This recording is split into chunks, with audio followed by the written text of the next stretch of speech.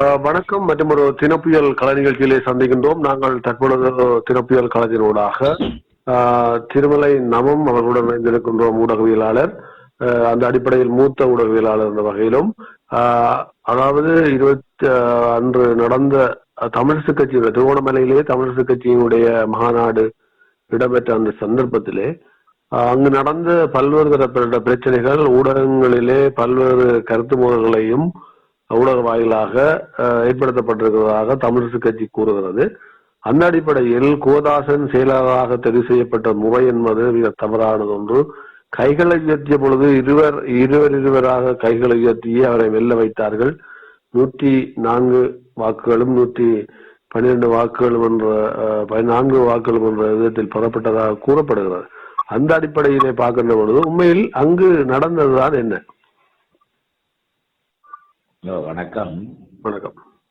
27ஆம் தேதி Trincomalee Jacob park உட்போலில் அமைந்திருக்கிற ஹோட்டலில் இந்த தமிழரசு கட்சியினுடைய 2ஆம் நாள் நிகழ்வான பொதுச்சபை கூட்டம் நடைபெற்றது. அந்த பொதுச்சபை கூட்டத்துக்கு அழைப்பிதழ் பொதுச்சபையில் உபதலைவர், சிரேஷ்ட உபதலைவர், பொதுச் செயலாளர், உதவி தலைவர்கள், பொருளாளர் என்று சொல்லப்படுகிற பதவிகளுக்கான தெரிவு இடம்பெறும். ஆகவே வரும்படி எங்களுக்கு அழைப்பு விடப்பட்டிருந்தது. நாங்கள் சென்றபோது சரியாக 10 மணிக்கு நாங்கள் சென்றபோது 10:15க்கு பிறகு மத்திய குழு என்று சொல்லப்படுகிற குழுவை சேர்ந்தவர்கள் ரகசியமான முறையில் ஒன்று கூடியிருந்தார்கள். அங்கு என்ன நடந்தது, எது பற்றி கலந்துரையாடினார்கள் என்று சொல்லப்படுகிற விவரம் எங்களுக்கு தெரியவில்லை. சுமார் 12 மணிக்கு பிறகு பொதுச்சபை பாவை ஸ்ரீநாதராஜா தலைமையில் கூட்டப்பட்டிருந்தது. கூட்டப்பட்ட போது பொதுச்சபைக்கான ஏனைய தெரிவுகள், நான் ஏற்கனவே குறிப்பிட்டதை போல ஏனைய தெரிவுகள் இப்பொழுது இடம்பெறும் என்று அறிவிக்கப்பட்டது. அதில் மாவை ஸ்ரீநாதராஜா விளக்கம் அளித்திருந்தார். புதிய தலைவரான ஸ்ரீதரன் அவர்கள் விளக்கம் அளித்திருந்தார்கள். அவ்வாறு விளக்கம் அளித்ததன் பின்பு நாங்கள் மத்திய குழுவை கூட்டி, இப்பொழுது சிறிது நேரத்துக்கு முதல் மத்திய குழுவை கூட்டி ஒரு பொதுவான முடிவுக்கு வந்திருக்கிறோம். அந்த முடிவில் நாங்கள் சில பேரை பொதுச் செயலாளராக யாரை நியமிக்கலாம், சிரேஷ்ட உபதலைவராக யாரை நியமிக்கலாம், உபதலைவர்களாக யாரை நியமிக்கலாம் என்று சொல்லப்படுகின்ற விவரங்களை நாங்கள் தயாரித்து வைத்திருக்கிறோம். அந்த பட்டியலில் இடம்பெறுகின்றவர்களை நீங்கள் பொதுச்சபை பிரேரித்து ஆமோதித்து இந்த சபையில ஒரு அங்கீகாரத்தை தர வேண்டும் என்று சொல்லப்படுகிற விடயம்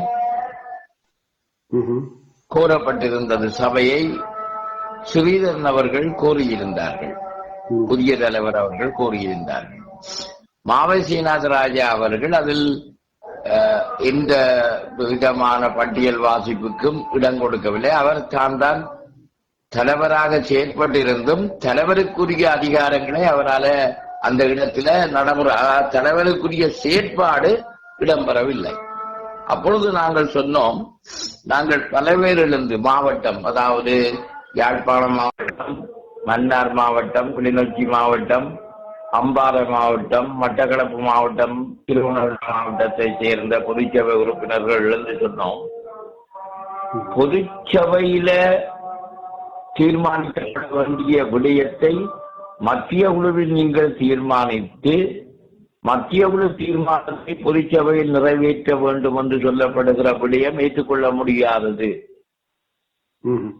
நிர்வாகத்தை தெரிவு செய்கின்ற அதிகாரம் யாப்பின்படி பொதுச்சபைக்கு உரியது. பொதுச்சபையில் ஒவ்வொரு பதவிகளும் அறிவித்தல் பட்டு போட்டி ஏற்படுமாயின் போட்டி நடத்தப்பட வேண்டும், ரகசிய வாக்கெடுப்பு நடத்தப்பட வேண்டும். ஏகமனதாக தெரிவு செய்யப்பட்டால் ஏகமனதாக தெரிவு இடம்பெற வேண்டும். ஆகவே வாக்கெடுப்பு நடத்தப்பட வேண்டும். மத்திய குழுவினுடைய செயற்பாடுகளை அல்லது மத்திய குழுவினுடைய தீர்மானங்களை இங்கு பொதுச்சபை ஏற்பது பொருத்தமற்ற விடயம் என்று சொல்லப்படுகின்ற விடயத்தை நாங்கள் சொல்லியிருக்கோம். அவ்வாறு கூறப்பட்ட போது சபையில் சலசலப்புகள், பல்வேறு விதமான கருத்துக்கள் வந்தது. அதிகளவான கருத்துக்கள் பொதுச்சபையில் வாக்கெடுப்புக்கு விட்டதன் பின்புதான் பொதுச் செயலாளர் உட்பட்ட சகல பதவிகளும் தெரிவு செய்யப்பட வேண்டும் என்று சொல்லப்படுகின்ற கோரிக்கைகள் அதிகமானவர்களாலும் முன்வைக்கப்பட்டது. அவ்வாறு இருக்கின்ற ஒரு நிலையில தங்களுக்கு தனித்தனியாக ஒவ்வொருவரையும் தெரிவு செய்வது பொருத்தமற்றது, நேர கால அவகாசம் காணாது என்று ஸ்ரீதரன் சொல்லியிருந்தார். அவ்வாறு சொல்லியதன் குழப்ப நிலைகள், அதாவது கடுமையான வாக்குவாதங்கள், தர்க்கங்கள் இடம்பெற்றதன் பின்பு மாவை சேனாதிராஜா தலைவர் எழுந்து சொன்னார். அதுக்கிடையில் அதாவது ஏற்கனவே மத்திய குழுவில் தீர்மானிக்கப்பட்ட பொதுச் செயலாளர் என்று சொல்லப்படுகிற பதவிக்கு நாங்கள் ஒருவரை மத்திய குழுவில் நியமித்து உங்களுக்கு தீர்மானம் எடுப்பதற்கு பொதுச்சபைக்கு அறிவித்தோம், நீங்கள் ஏற்றுக்கொள்ளவில்லை. எனவே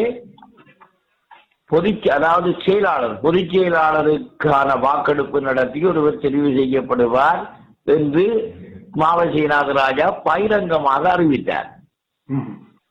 நாங்கள் வாக்கை அளிப்பதற்காக தயாராக இருந்தோம். ஏற்கனவே பொதுச் செயலாளர் பதவிக்கு மட்டக்களப்பு மாவட்டத்தை சேர்ந்த முன்னாள் பாராளுமன்ற உறுப்பினர் ஸ்ரீநேசன் அவர்கள் போட்டியிடப் போகின்றார் என்று சொல்லப்படுகின்ற நிலையில அவருக்கு வாக்களிப்பதற்கு 5க்கு மேற்பட்ட மாவட்டங்கள் தயாராக இருந்தது.